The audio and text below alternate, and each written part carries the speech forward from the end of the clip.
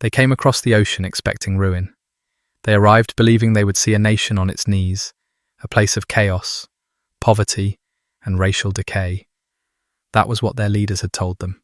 But on a humid Texas night in June 1943, as their train slowed through a small town called Mexia, hundreds of captured soldiers from Rommel's Afrika Korps pressed their faces to the windows and saw a miracle they could not explain. Electric light blazed across every street and farmhouse. Neon signs glowed above diners still open at midnight. The horizon shimmered with the glow of 1,000 lamps. One of them, Unteroffizier Werner Burkhardt, took out a hidden notebook and wrote, "The Americans must be lying to us.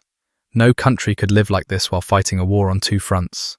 He did not yet know that the journey he had begun would not just carry him across an ocean, but through the collapse of everything he believed about his own nation, and the awakening of a new world. On June the 4th, 1943, 1,850 German soldiers captured in North Africa stepped off a train in Mexia, Texas. They were veterans of battles from Tobruk to El Alamein, men who had fought under the desert sun, loyal to Hitler, proud of their discipline and technological edge. They expected to be herded into cattle cars or wooden crates, treated as subhuman enemies. Instead, they travelled across America in Pullman passenger coaches, with soft seats, sleeping compartments, and dining service. As they stepped down from the train, they saw something else impossible. The entire town had gathered to watch. Farmers, families, children waving from sidewalks, no hatred, no jeering, just curiosity. What those men could not yet grasp was that this moment marked the beginning of one of the most profound psychological transformations in modern history, a systematic dismantling of Nazi ideology, not through propaganda, but through exposure to the overwhelming reality of American industrial civilization. The collapse of Rommel's forces had come swiftly.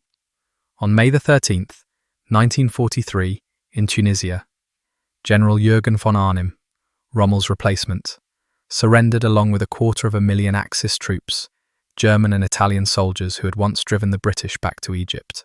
Among them was Heimann Friedrich Radke, holder of the Iron Cross, wounded twice, a man of education and pride. His diary, discovered decades later in the U.S.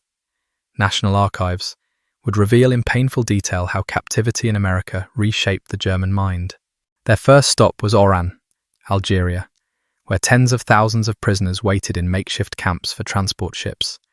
There, for the first time, the German soldiers encountered the organizational machine of the United States.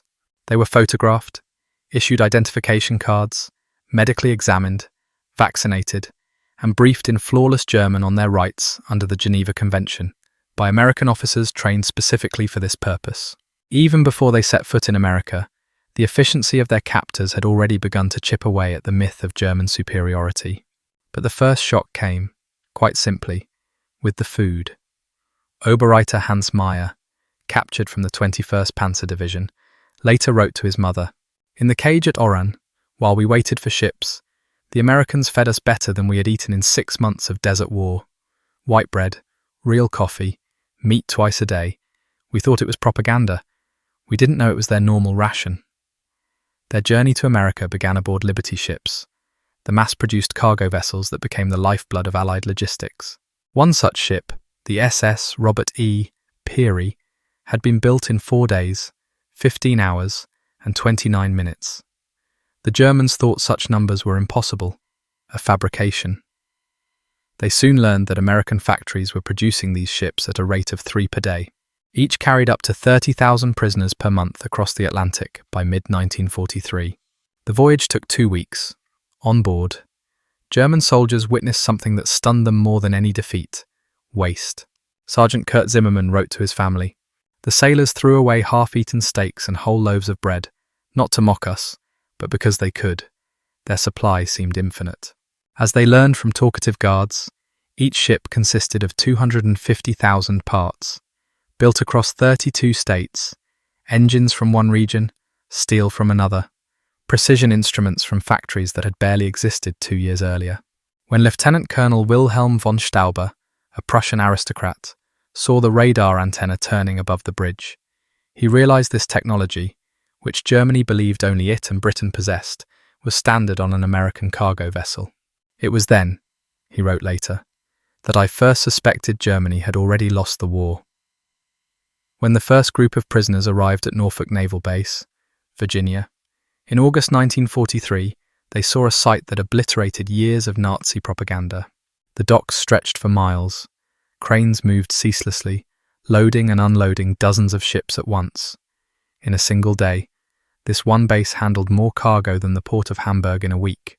Gerhard Weber, once a factory worker in the Ruhr, counted 47 ships in operation and wrote, "Each crane lifts loads that would take a dozen men and horses in Germany. They move by electric power, without smoke, without delay, along the road to the trains waiting to take them inland." The Germans saw parking lots full of civilian cars, hundreds of them, owned by dock workers. In their homeland, a private car was a symbol of wealth or party privilege. The much-promised Volkswagen had remained a fantasy. Fewer than 1,000 had ever reached civilians. Now they saw common labourers driving to work. And then, the trains. Not cattle cars, not wooden wagons, but Pullman coaches again. Upholstered seats, dining cars with tablecloths, sleeping berths, even observation cars with wide windows.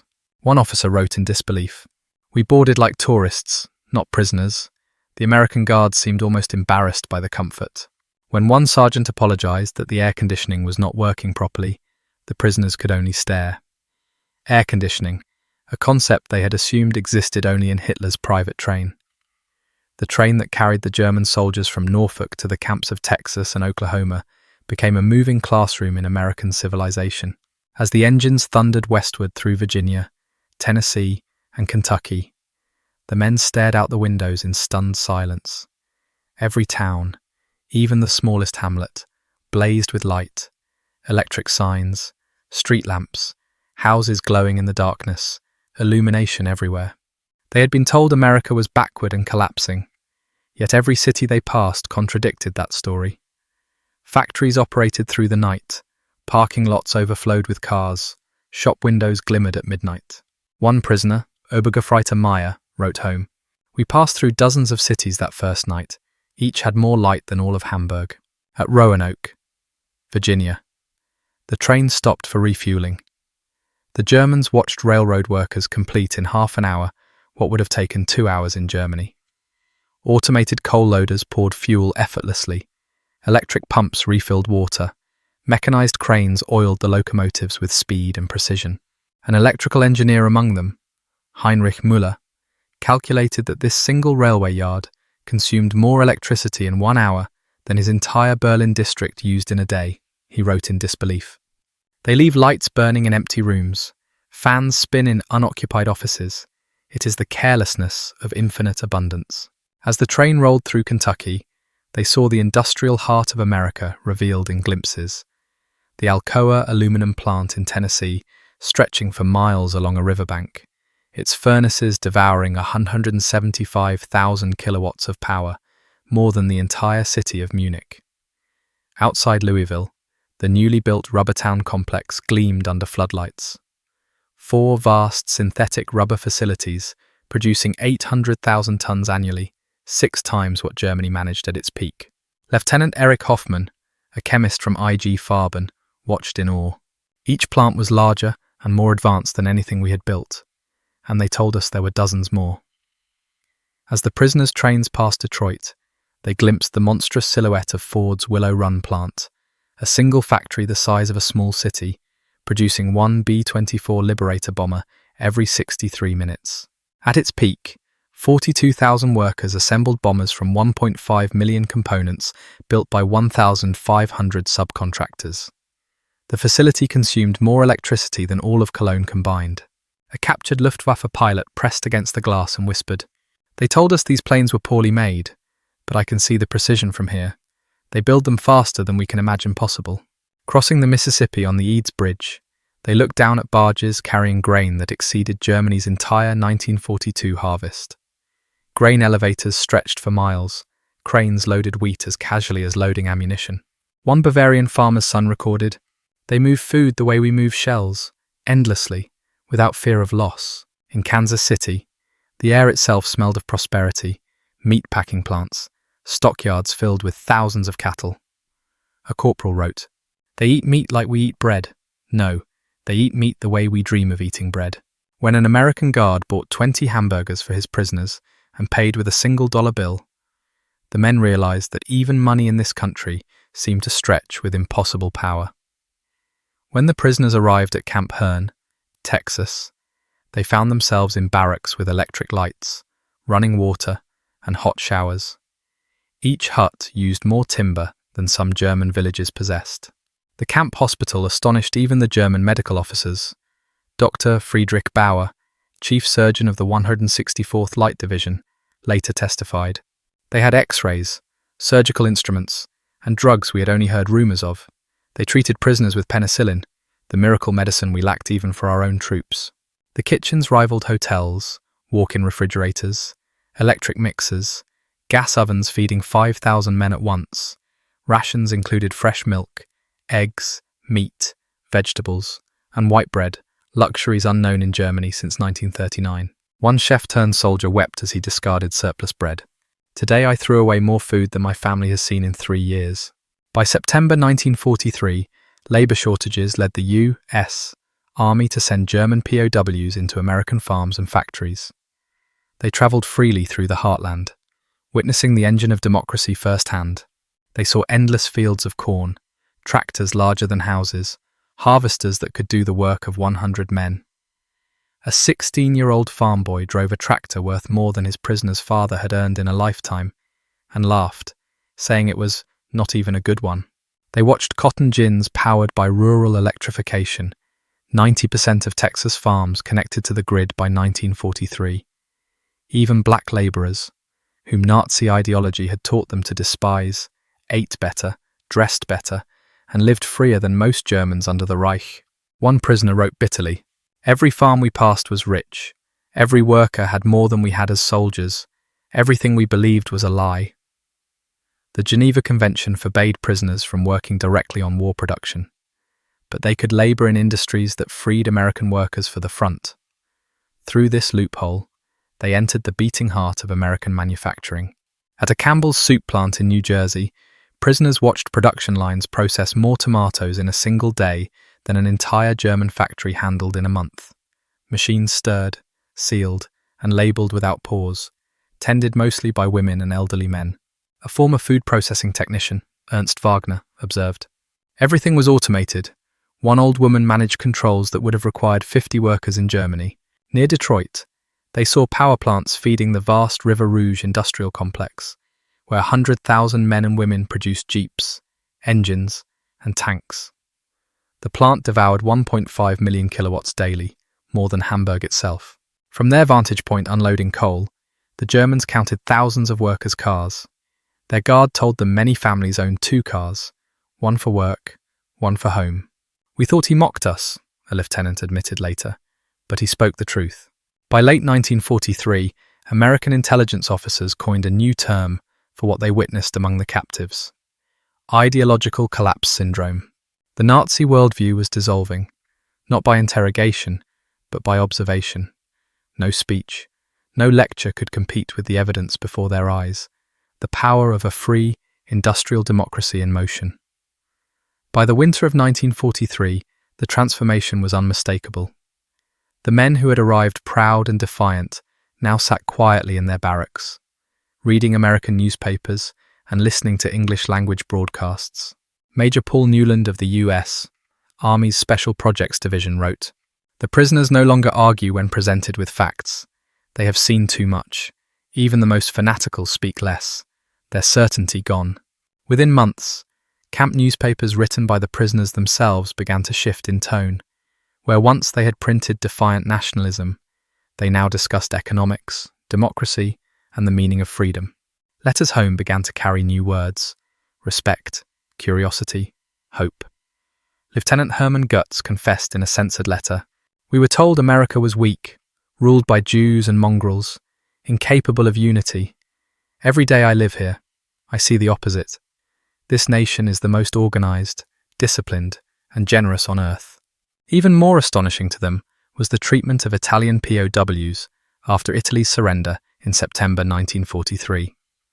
Those who cooperated with the Allies were given better housing, pay, and freedom. German prisoners, watching this, were stunned. Captain Friedrich Schultz wrote in disbelief, "The Italians betrayed us, yet the Americans treat them kindly, better than we treated them as allies. These people show no hatred, only confidence. Democracy, it seems, is not weakness but strength." Then came Christmas 1943, the turning point. 500,000 packages arrived at POW camps from American families, churches, and civic groups, gifts for enemies, cigarettes, chocolate, toiletries, even handwritten cards from children. At Camp Herne, a local choir sang Silent Night in German. Women from the town sent cakes and cookies. The Boy Scouts brought handmade greetings. Lieutenant Walter Müller, whose brother had died in Hamburg under Allied bombing, wrote in astonishment, "They know we are their enemies. Many have sons fighting against us, yet they show us kindness. Only those certain of victory behave with such mercy." The feast that followed defied imagination. Turkey, ham, vegetables, pies, ice cream, a meal more abundant than any German officer's table. "If they feed prisoners like this," one soldier said, "what must their soldiers eat?" It was not propaganda. It was simply life in a country that could afford compassion. By early 1944, more than 40,000 German POWs were enrolled in education programs. They studied English, science, and American history. Universities like Chicago and Stanford provided correspondence courses. Professors traveled to teach democracy and economics in person. Those who had once believed Americans were cultural barbarians discovered libraries with millions of books, lecture halls open to all classes, and laboratories years ahead of anything in Germany. Physicist Dr. Wilhelm von Braun attended a physics lecture at Camp Shelby and wrote later, "Jewish professors who had fled Germany taught us without hatred. They saw science as belonging to all humanity. Their generosity was incomprehensible to minds shaped by Nazi ideology. In camp theatres, they watched Hollywood films, Gone with the Wind, The Grapes of Wrath. They saw Americans portray their own failures and tragedies honestly." Lieutenant Joseph Kramer wrote, "They hide nothing. They criticize their own society before their enemies, and this honesty makes them stronger. In Germany, such truth would mean death." As 1944 progressed, more prisoners were assigned to work in industries that supported the war effort indirectly. At the Higgins Boat Factory in New Orleans, they saw women and black workers welding steel, building 700 landing craft a month. At Republic Steel in Ohio, they witnessed blast furnaces producing 10,000 tons of steel daily. One former machinist, Paul Hartman, reflected, "They wasted more metal in spillage than we produced in total, and yet they complained about overtime. We had believed in efficiency, but this was efficiency beyond imagination." By mid-1944, America's harvest stunned them even more. In Kansas, a single farm produced more wheat than entire German provinces. Combines moved across golden seas of grain, harvesting 100 acres a day. A farmer told a captured soldier, "If we lose half the crop, we still have more than all of Europe." In California's Central Valley, they watched fruit being plowed under to stabilize prices. Perfectly good oranges buried in mounds, a scene that broke their minds. "They destroy food to keep prices steady," one prisoner wrote. "We begged to send it to our families. The guards said it was impossible." When news of D-Day reached the camps, the effect was immediate. The scale of the invasion, 6,000 ships, 11,000 aircraft, proved to them that their homeland was doomed. "We knew then," one wrote, "that we had challenged the greatest industrial power on earth with fairy tales. Yet the most enduring shock was not material, but moral. They saw compassion where they had been taught to expect cruelty." When Sergeant Hans Müller received word that his son had died in Hamburg, the American camp commander personally brought the telegram and offered condolences. When a prisoner's wife in Germany wrote that she could not feed their children, church groups in the United States sent food parcels to the family of an enemy soldier. "They said they fought Hitler, not the German people," one POW wrote. "We realized they meant it." Medical treatment deepened that revelation. Prisoners with mental breakdowns were given therapy, not punishment. Doctors who had beaten conscripts in Germany now assisted American physicians and saw medicine practiced as mercy. Bauer recorded. They treated suicides with counselling, not execution. We began to see that true strength lies not in domination, but in compassion. By 1945, over 25,000 prisoners had volunteered for democratic education programs. Camp newspapers published essays on governance and economics. Men who had once sworn oaths to Hitler now wrote about freedom of speech and the rule of law. Major Newland reported, "They are not coerced, they are convinced." As the war neared its end, the prisoners learned of the liberation of the concentration camps. Many refused to believe it, until American officers showed them photographs, testimonies, and letters from home confirming the horror. A stunned lieutenant wrote, "We believed we were warriors for civilization. We learned we had been the barbarians." In May 1945, the first ships carried the prisoners back to a destroyed Germany. But they returned transformed. The men who had arrived as conquerors now went home as witnesses. American authorities gave them vocational training, agricultural lessons, even political instruction. They learned about the Marshall Plan before it existed, an American promise to rebuild rather than punish. "They prepared us to rebuild our country," wrote one returning officer. "They gave us skills, knowledge, and hope." Of the 371,683 German prisoners held in America, fewer than 1% ever attempted escape. Surveys later found 95% rated their treatment as good or excellent, and over 70% said captivity had changed their worldview. Thousands maintained correspondence with American families for decades. In 1985, more than 500 former POWs returned to Texas for a reunion.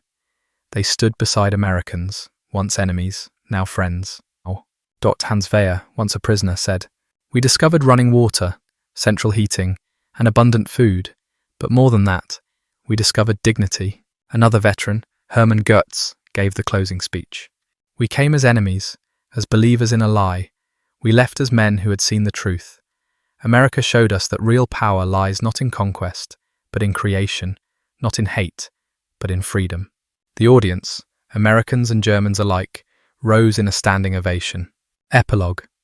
The Quiet Victory. The story of the German prisoners of war in America is not one of chains and humiliation, but of education through exposure, the triumph of reality over ideology. They arrived believing they belonged to the superior race. They left knowing that the true measure of greatness lies in how one treats one's enemies. From those camps came teachers, diplomats, and engineers who helped rebuild post-war Germany. Men like Hans Kroll, future ambassador to the United States, Walter Holstein, who became president of the European Commission, Rudiger von Marx, later Germany's representative to the United Nations. They carried home more than memories. They carried the blueprint of democracy, its engines, its ethics, its humanity. In the end, America's most decisive victory was not on the battlefield, but in the quiet classrooms and bright-lit camps of a distant war. Every electric light, every meal served, every act of kindness was an argument against tyranny. They had come as soldiers of fascism. They left as witnesses to freedom. The ships that returned them to Europe in 1946 carried not defeated enemies, but the future architects of a democratic Germany. "We learned that prosperity came from liberty, not conquest," wrote one former prisoner. "We saw that treating people with dignity creates strength. That was America's true weapon, not its bombs, but its example."